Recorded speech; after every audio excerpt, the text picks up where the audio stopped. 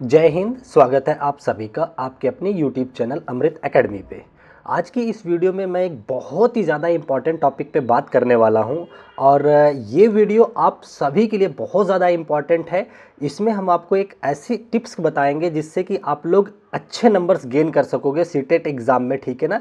ये जो टारगेट है हमारा 120 प्लस लाने का टारगेट है, ठीक है ना। अब देखिए, आप में से इसमें से बहुत सारे बच्चों का ये कमेंट्स भी आ सकता है या आपके सोच भी सकते हैं कि सर 90 पे ही पास है, हम 120 के लिए क्यों मेहनत करें। तो मेरे प्यारे भाई बहन, मैं आप लोगों को एक चीज़ बता देना चाहता हूँ, ज़रूरी नहीं होता कि आप जितना टारगेट बनाते हैं उतना ही आए, ठीक है ना।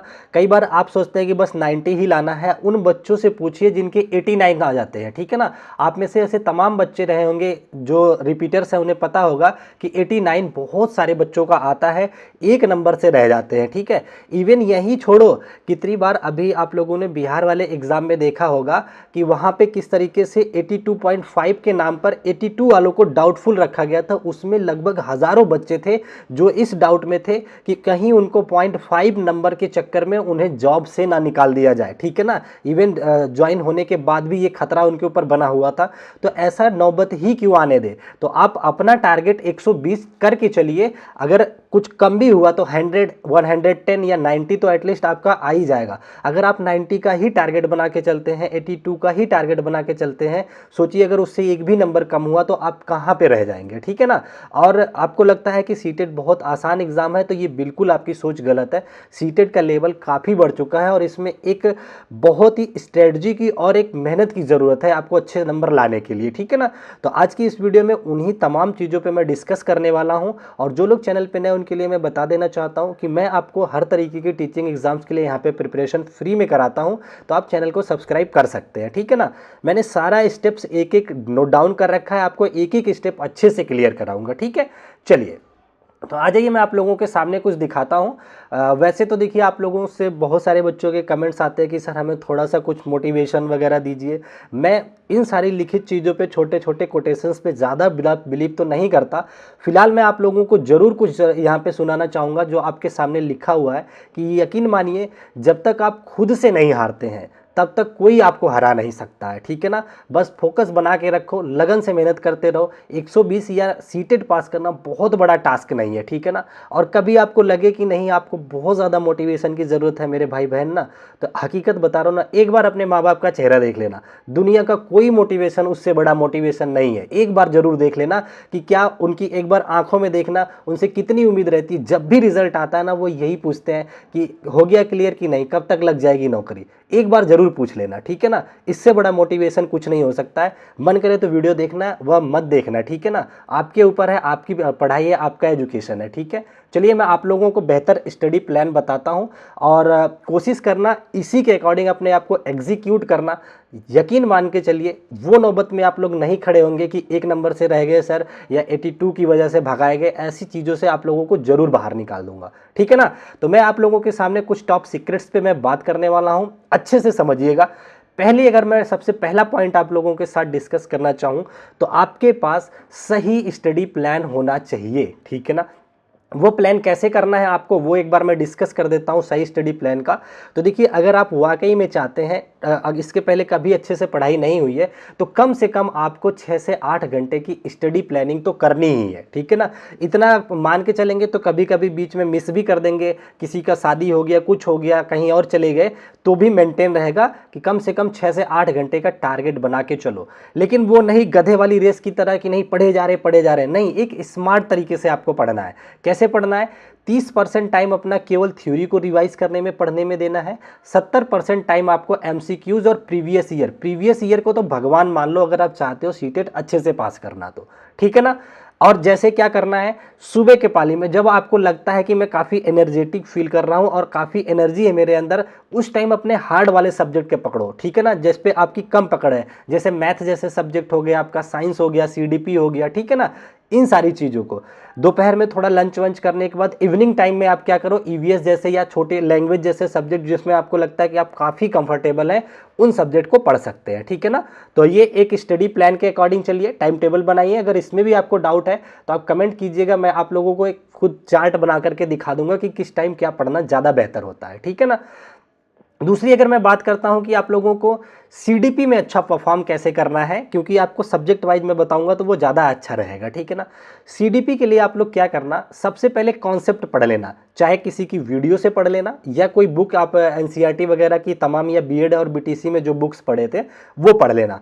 और कोशिश ये करना जब पेडागोजिकल पार्ट को पढ़ना तो अपने आप को एज ए टीचर मान करके तब चीज़ों का ऑप्शन करना, क्योंकि ना बहुत सारे बच्चे बहुत कुछ पढ़ लेते हैं लेकिन उन्हें ऑप्शन फिर भी सही नहीं कर पाते हैं। आपको मैं अभी से बता रहा हूँ, चाहे कम पढ़ाई कर लेना लेकिन पेडागोजिकल पार्ट सॉल्व करने के लिए ना खुद को एज ए टीचर जरूर मानना, ठीक है ना, तभी आप अच्छा आंसर कर पाएंगे, ठीक है ना।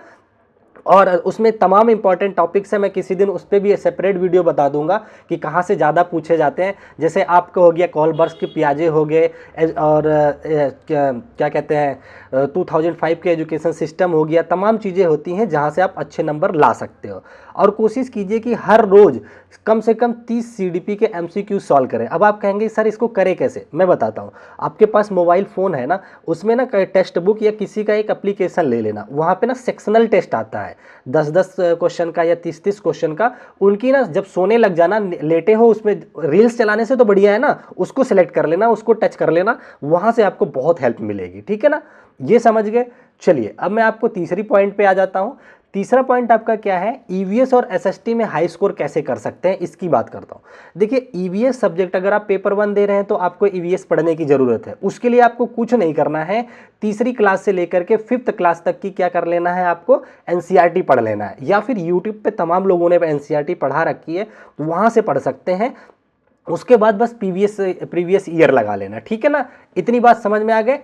चलो अब आगे बढ़ चलते हैं। और रोजाना आप लोगों को इसमें भी क्या करना है, एमसीक्यूज प्रैक्टिस करना है, उसी मेथड से करना, लेट जाना सोते टाइम और एमसीक्यूज लगाते रहना, ठीक है ना।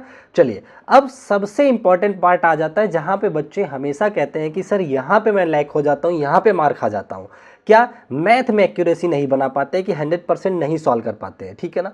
देखिए मैं मैथ ही आप लोगों को पढ़ाता हूँ, मैथ साइंस, ठीक है। मैं आप लोगों को बेहतर तरीके से बता सकता हूँ कि मैथ में नंबर कैसे आते हैं। मैंने क्लासेस अपलोड कर रखी है, आप देखेंगे तो आपको खुद ही यकीन हो जाएगा। मैथ पढ़ने के लिए मैं आपको सबसे अच्छा तरीका बताऊं, सबसे पहले आपको अपना बेसिक क्लियर करना होगा एकदम आसान भाषा में जो आपको समझ आ जाए।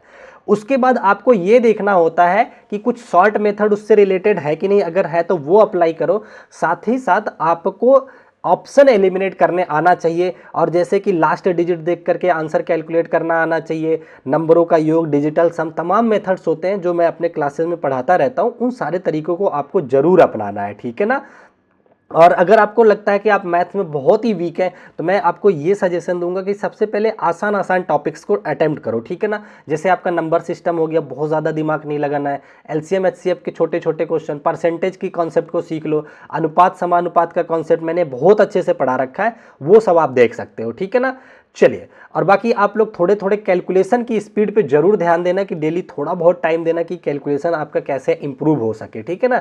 वो आपकी बहुत मदद करता है, क्योंकि मैंने फीडबैक लगभग 2-3 सालों से आप लोगों के फीडबैक लेता रहता हूं, तो मुझे पता चलता है लास्ट में यही आता है कि सर टाइम की वजह से रह गया। मुझे प्रश्न तो आते थे, टाइम की वजह नहीं थी, आपकी स्पीड स्लो थी। टाइम तो सबके लिए ही उतना ही होता है, किसी के लिए अलग टाइम नहीं होता है, आपकी स्पीड स्लो थी। उसी में दूसरे बच्चे ने तो पूरा किया, आप कम किए, क्यों? क्योंकि आप बहुत स्लो कर रहे थे, या तो आपके पास सही स्ट्रेटजी नहीं थी, ठीक है ना। चलिए आगे बढ़ चलते हैं हम लोग। और सबसे इंपॉर्टेंट चीज़ कि क्या जो बुक्स और स्टडी मटेरियल है उनका चुनाव भी आपके पास अच्छे से होना चाहिए। अगर आप पेपर 2 के लिए प्रिपरेशन कर रहे हैं तो सबसे अच्छी किताब होती है आपके पास एनसीईआरटी की, आप पढ़ सकते हैं, ठीक है ना। प्रीवियस ईयर को तो एकदम रामबाण मान लीजिए, अरिहंत वगैरह की प्रीवियस ईयर आती है, या आप यूथ किसी का भी ले सकते हैं, ठीक है ना। और आप मॉक टेस्ट तो जरूर लगाना, मैं बता रहा हूँ 3 चीज़ पे अगर आपने पकड़ बना लिया, एक तो प्रीवियस ईयर, एक मॉक टेस्ट और एक रिवीजन, इतना काम कर लेना, यकीन मानिए कभी भी आप फेल नहीं हो सकते। सीटेट ही नहीं, किसी भी एग्जाम में नहीं फेल हो सकते हो, ठीक है ना। चलिए तो मॉक टेस्ट के बारे में हमने आपको बता दिया। अब हम अपने वीडियो के एकदम लास्ट में आते हैं और आप लोगों को थोड़ा सा टाइम मैनेजमेंट से रिलेटेड कुछ चीज़ें बताते हैं, ठीक है ना। तो देखिए टाइम मैनेजमेंट को और स्मार्ट तरीके से ऑप्शन को गेस करना कैसे माना जाता है वो आप लोगों के साथ में बता देता हूँ। एक चीज़ तो आपको पता है कि सीटेट का एग्जाम जो होता है वो नेगेटिव मार्किंग नहीं होता है, तो सारे क्वेश्चन अटेम्प्ट करना है पहली बात तो, ठीक है ना। अब उसमें भी ये देखना है कि जैसे अगर मान लीजिए कि किसी का कौन सा आंसर 100% तय है कि नहीं होगा, जिसको कि बोलते हैं ऑप्शन एलिमिनेशन मेथड। तो आपको ऑप्शन को एलिमिनेट करने आना चाहिए। सबसे पहले आपको ऐसे क्वेश्चन पे, ऐसे टॉपिक पे काम करना चाहिए जिसको कि आपको पता है कि 100% आप सॉल्व कर लेंगे, ठीक है ना। फिर डाउटफुल वाले को सॉल्व कीजिए ना, क्योंकि इससे क्या होता है, जब आप ना पहले अच्छे वाले क्वेश्चन जो आपको आ रहे हैं उनको सॉल्व कर लेते हैं तो आपका कॉन्फिडेंस लेवल बढ़ जाता है। उसी फ्लो में आपका क्या होता है, कई बार डाउट वाले क्वेश्चन बिना ही किसी से पूछे खुद भी कर लेते हैं, ठीक है ना। तो ये सारी चीज़ों पे आपको ध्यान रखना है, ठीक है। बाकी आज की वीडियो को यहीं तक रखते हैं, और अगर किसी को किसी और भी चीज़ की ज़रूरत है, आपको लगता है कि सर मेरा ये पार्ट कमज़ोर है, मुझे यहाँ पे चीज़ें अच्छे से क्लियर नहीं हो पा रही हैं, तो आप लोग कमेंट करके ज़रूर बता सकते हैं। आप लोगों को पता है कि मैं कभी ये नहीं करता कि बहुत एडिटिंग लेकर के आ रहा हूँ, जहाँ पे कुछ एक्स्ट्रा बोला या कम बोला तो कट करके निकालो, मेरे ये नेचर में नहीं है। मैं कोई यूट्यूबर नहीं हूँ, मैं एक टीचर बनना चाहता हूँ, आपको उसी वे में आपको गाइड करता हूँ, ठीक है ना। तो आप लोग अगर मेहनत से अपनी चीज़ों को सीखते रहेंगे, यकीन मानिए बहुत अच्छा परफॉर्म करेंगे। अगर आप 120 टारगेट बना के चलेंगे तो ही आप अच्छे नंबर ला सकते हैं। और इसका बेनिफिट ये है कि आप ना जब भी किसी एग्जाम में बैठोगे, आपके ये सब्जेक्ट तो रहेंगे ही, तो आपको किस बात का डर है। पूरा सीरियस वे में, ये मत करना कि लास्ट के 10 दिन या 1 महीने में तैयारी करूंगा। अभी से पढ़ो और डिटेल में पढ़ो, खुद से नोट्स बनाओ, जो भी चीज़ें नहीं हो पा रही है मुझसे बताओ, मैं ज़रूर आपका रिप्लाई करूंगा और आपकी पूरी मदद करूंगा, ठीक है ना। बाकी आपकी एनसीईआरटी की सीरीज चल रही है साइंस की, और सीटेट की मैथ साइंस की पूरी प्लेलिस्ट चल रही है, उसे आप लोग देखते रहिए। और क्या नीड है कमेंट करके जरूर बताइएगा। वीडियो पसंद आई है तो अपने दोस्तों तक भी शेयर कीजिएगा, और कमेंट करके बताइएगा कि आपको और किस टॉपिक पे वीडियो चाहिए, जहाँ पे मैं थोड़ी भी अगर मदद कर पाया तो मैं अपने आप को थोड़ा प्राउड फील करूंगा कि मैं आपके कहे के अनुसार कुछ भी मदद कर पाया, ठीक है। तो आज की वीडियो को यहीं तक रखते हैं, फिर मिलेंगे आप लोगों से नेक्स्ट वीडियो में। तब तक के लिए अपना ध्यान रखें, हंसते रहिए, मुस्कुराते रहिए, फुल मोटिवेशन के साथ पढ़ाई करते रहिए। मैं यहीं बैठा हूं, हमेशा मिलूंगा आप लोगों को। Thank you so much. जय हिंद, जय भारत।